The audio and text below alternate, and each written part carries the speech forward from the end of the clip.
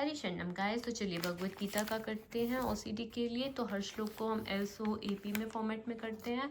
आज का श्लोक पढ़ लेते हैं कि वह राग या विराग से प्रभावित नहीं होता। राग का अर्थ होता है इंद्रिय तृप्ति के लिए वस्तुओं का ग्रहण करना।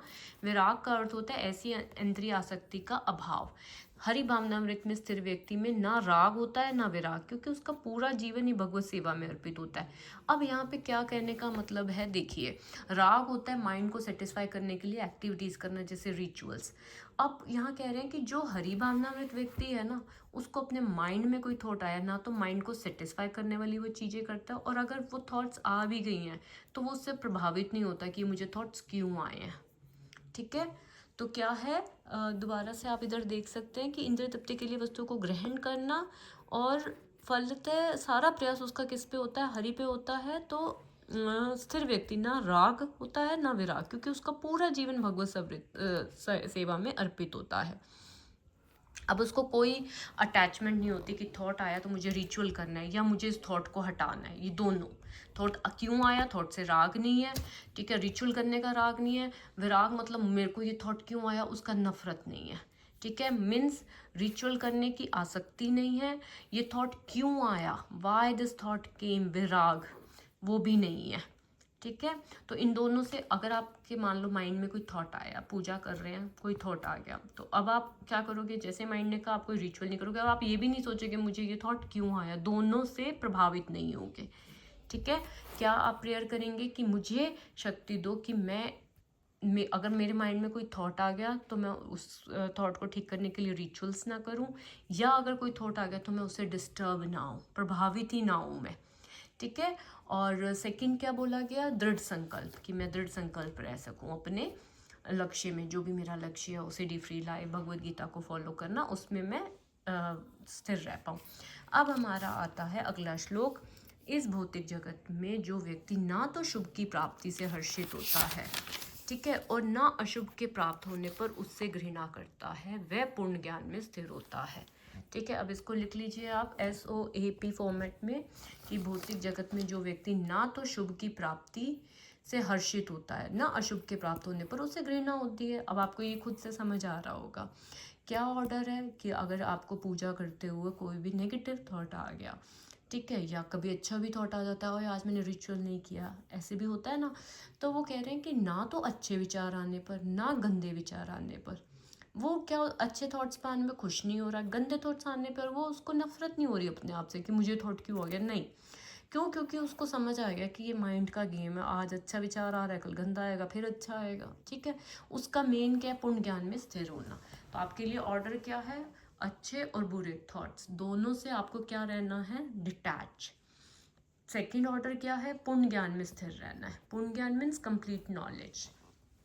कंप्लीट नॉलेज जो अभी तक हमने इतनी सारी ली, अभी छोटा सा फटाफट से उसे रिवाइज भी करेंगे। ठीक है, क्या आप प्रेयर करेंगे इसके अंदर, पी से प्रेयर क्या करेंगे कि परमात्मा मुझे शक्ति दो कि मेरे को अच्छे थॉट्स आए तो मैं ज़्यादा खुश ना हो जाऊँ, गंदे थॉट्स आए तो मैं डिप्रेस ना हो जाऊँ। ठीक है, घृणा ना हो मुझे, मैं पूर्ण ज्ञान में स्थिर हो सकूं। अब पूर्ण ज्ञान की बात करें, पूर्ण ज्ञान क्या क्या अभी तक हमने लिया, परमात्मा की शरण ग्रहण कर ली, सारी शक्तियां समझ ली, विष्णु शक्ति है, और गीता को फॉलो करोगे तो भगवान ने बोल दिया कि आपको भय से मुक्ति मिलेगी। पहला श्लोक था सदैव परमात्मा को चिंतन करो, युद्ध करते रहो अपना। ठीक है, जो भी कार्य कर रहे हो परमात्मा को चिंतन करना है। ठीक है, जैसे एग्जाम्पल क्या था कि अगर हम अनवांटेड थॉट्स आ गए हैं, ठीक है, तो क्या करेंगे, भगवान का नाम करते हुए उस व्यथा को सहन करेंगे, क्योंकि हमें हमारा युद्ध पता है।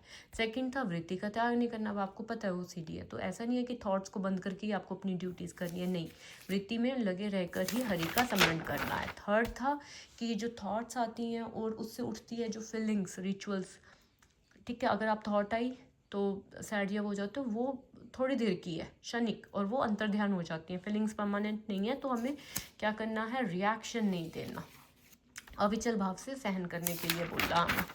ठीक है, फिर आया था कि हरि जब युद्ध करने का आदेश देते हैं तो वो युद्ध किसके लिए होता है, वो न्याय के हेतु है।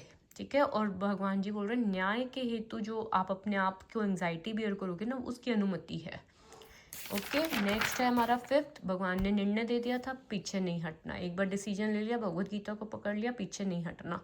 ठीक है, रिचुअल्स करनी नहीं है और एंग्जाइटी होगी उसको सहन करना है। 6th में बोला भगवान ने, अब क्योंकि भगवान ने हमें बोला ना युद्ध में खड़े होने के लिए, फिर वो हमें शक्ति दे रहे हैं कि भैया दृढ़ संकल्प होकर खड़ा होना पड़ेगा, होना है तो हो लो, नहीं तो यहीं से वापस हो लो। तो हमें तो दृढ़ संकल्प लिया है ना हमने, और बिन कोई आपको थॉट्स को एनालिसिस नहीं करना। फिर भगवान ने बोला इससे आपको पाप भी नहीं लगेगा। 7 श्लोक था फल की आसक्ति छोड़नी है। मीन्स जैसे कि फॉर एग्जांपल आपको थॉट आया और आपने हरि के कहने पे युद्ध करा, अब आपको ये नहीं सोचना कि आपको रिलीफ मिल रहा है या आप परेशान हो रहे हो, नहीं, सारी आसक्ति छोड़ के सिर्फ अपना कर्तव्य करना है। 8 श्लोक था अच्छे थॉट्स आए या बैड थॉट्स आए उसकी आसक्ति त्याग दो, केवल और केवल युद्ध करो, अपना कार्य करो, ठीक है। और स्वामित्व भाव का परित्याग कर दो कि ये थॉट्स मैं ला रहा हूँ, नहीं, ओसीडी माइंड के कारण ये थॉट्स खुद से आ रहे हैं तो आप हटा दो। उसके बाद था जब तुम्हारी बुद्धि मोह रूपी सघन वन को पार कर जाएगी, मीन्स ये जो डर का इतना ज़्यादा हमारे वहम है, जब हमारी बुद्धि सब समझ जाएगी कि हाँ परमपिता परमात्मा सही कह रहे हैं, थॉट्स आ सकते हैं, राइट।